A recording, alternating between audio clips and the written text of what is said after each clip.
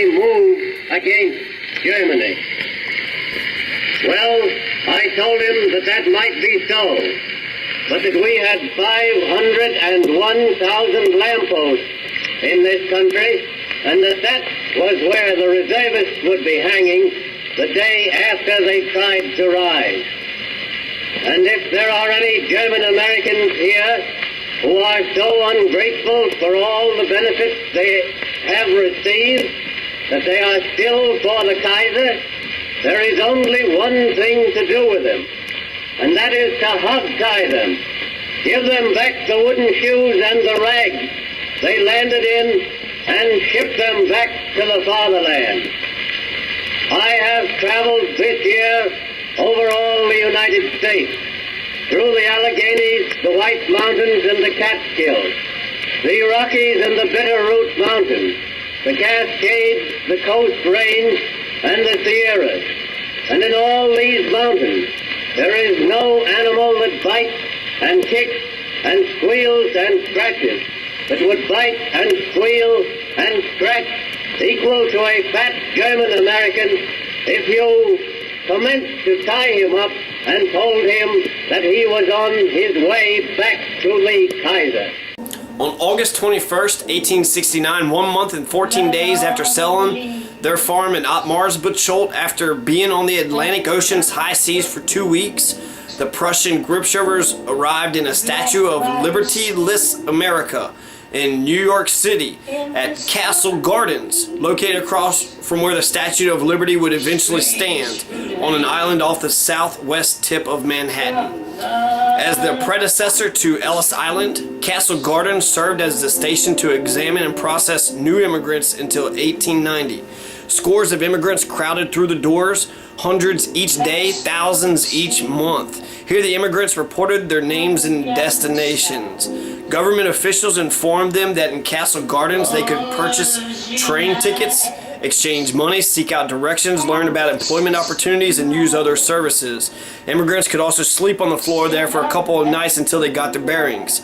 These services were partly provided in an effort to shield the immigrants from the thieves and the opportunists who would hang around the harbor waiting to rob and prey upon the ill-informed and sometimes desperate people that flowed into the country. Also, exams given at Castle Gardens served as a way to screen people and prevent those with contagious diseases from entering the country.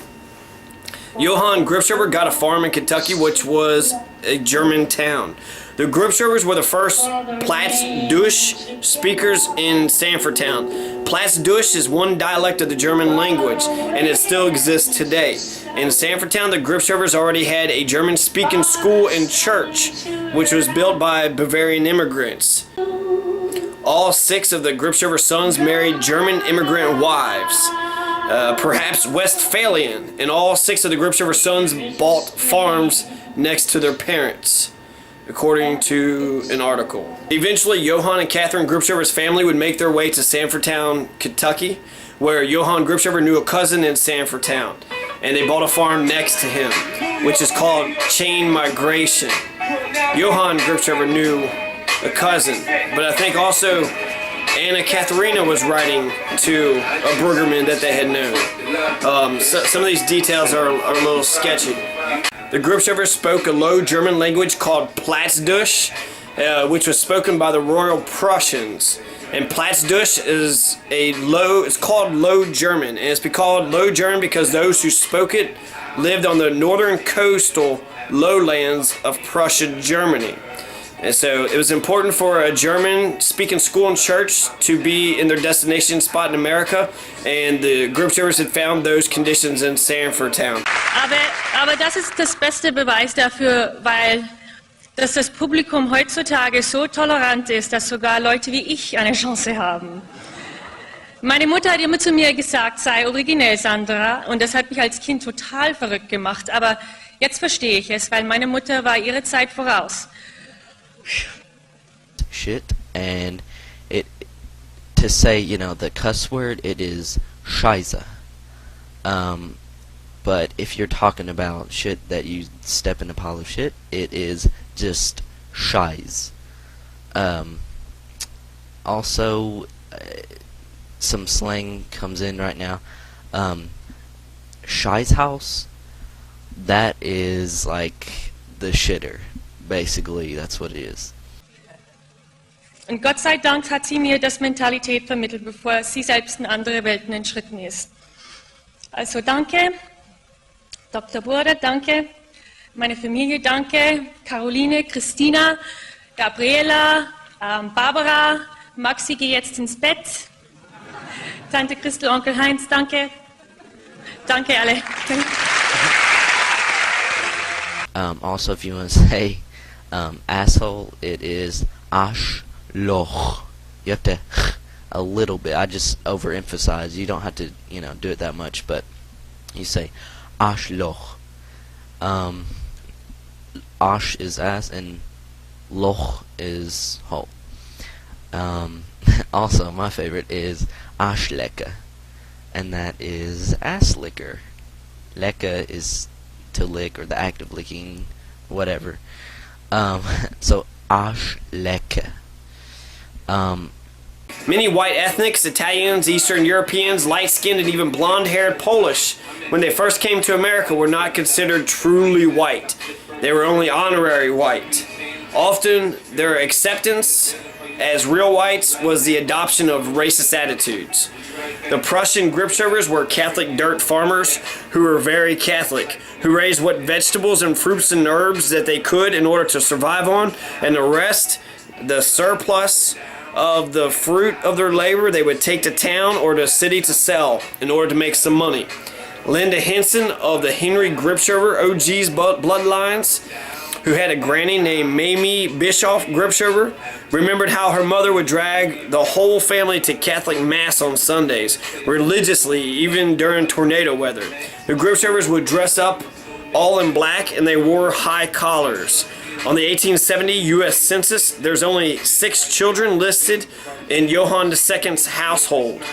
22-year-old Marie Katharina, or Katharina II, Gripshover, who came to America, had within 1 year, Marie Katharina had married Lawrence Verkamp, who was also a German, who was born in Hanover, Germany in 1844.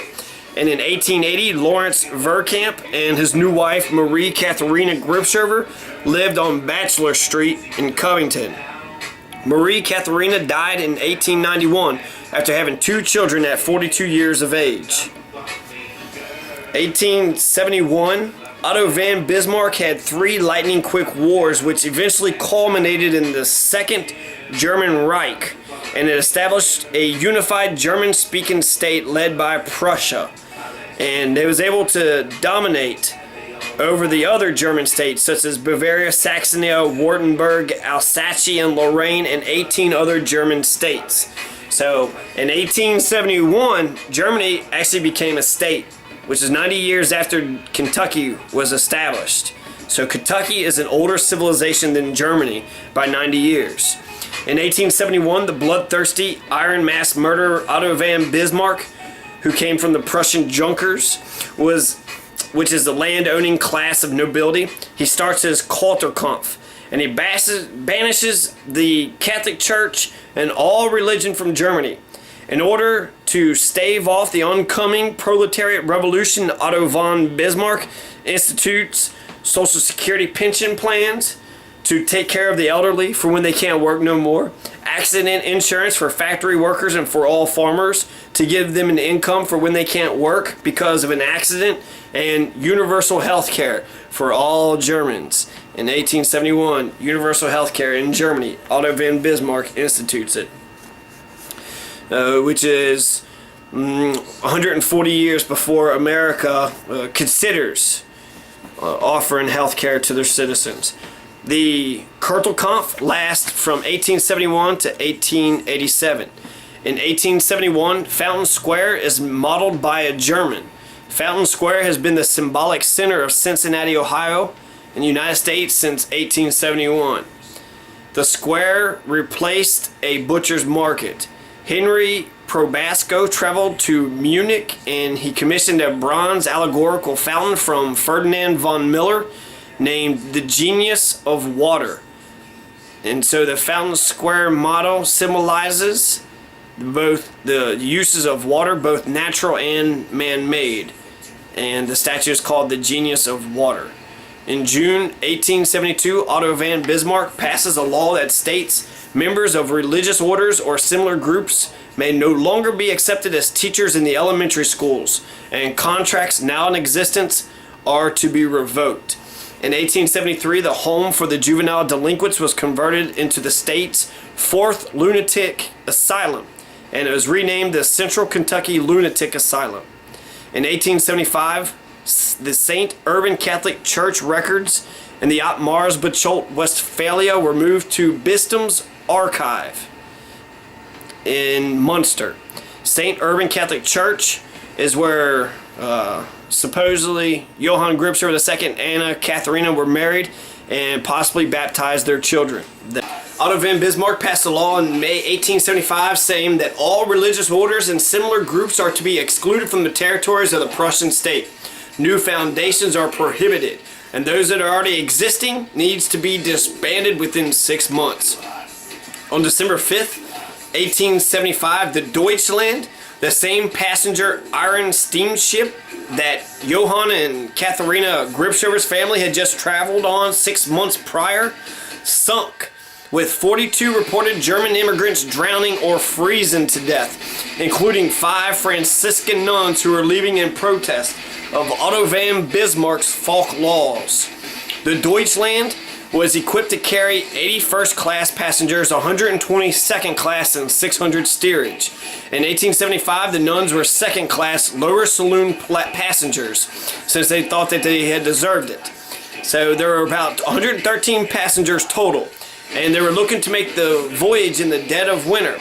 The 5 Franciscan nuns were from Salzkotten near Paderborn, between Hanover and Dortmund. The weather conditions were very bad, and the ship had no clear idea of her position until at 5 a.m. on December 5th. She ran aground in a blizzard on the Kentish Knock, which is a sand shoal 25 miles off of Harwich, England. At the time, she was 30 miles from where Captain Brickenstein estimated she was. Captain Brickenstein attempted to go astern, but failed when the stress cracked and knocked her propeller off the ship. And the Deutschland had no way to move and was just sitting there bobbing in the water. The vessel began to take on water, and as the tide rose, she failed to lift off the shoal as Captain Brickenstein had expected. The sea began to break over her, and the wind rose to gale force. By 10 a.m. the next morning, the order had been given to abandon ship, and the crew and the passengers panicked. While distress rockets were fired and numerous ships passed by, none took any notice. One rescue boat was launched, but it was swamped and it quickly sank. A second boat had a quartermaster, a sailor, and a passenger aboard, and it eventually drifted ashore on the Isle of Sheppey the next day, with only the quartermaster left alive. This is what alerted people to the accident, and then eventually help. It reached the wreck in the form of a steam paddle tug called the Liverpool, which reached it on December 7th. 2 days later, with at least 42 accounted for the dead German immigrants. So 42 reported deaths of the German immigrants. The wreck was raided by men from the nearby coastal towns, particularly Harwich and Ramsgate. An artist from the Illustrated London News produced an illustration of the scene which depicted the wreckers as resembling a flock of vultures. The Times also described the scene, saying that the corpses had been ransacked and their jewelry stolen. So it's fucking bullshit that a large steamer with all these people on it would have laid on a dangerous sandbank so close to the English coast for 2 days before any assistance came to them. The Times of the 11th of December reported that 5 nuns. The Times of the 11th of December reported that the 5 nuns clasped hands and they were drowned together. The chief sister, a gaunt woman who was 6 feet high, called out loudly and often, "Oh, Jesus Christ, my Lord and Savior, come quickly," until the end came. Captain Breckenridge-Stein was blamed for the accident. Captain Brickenstein was blamed for the accident. Captain Brickenstein asked the German Iron Chancellor Otto von Bismarck for an official German investigation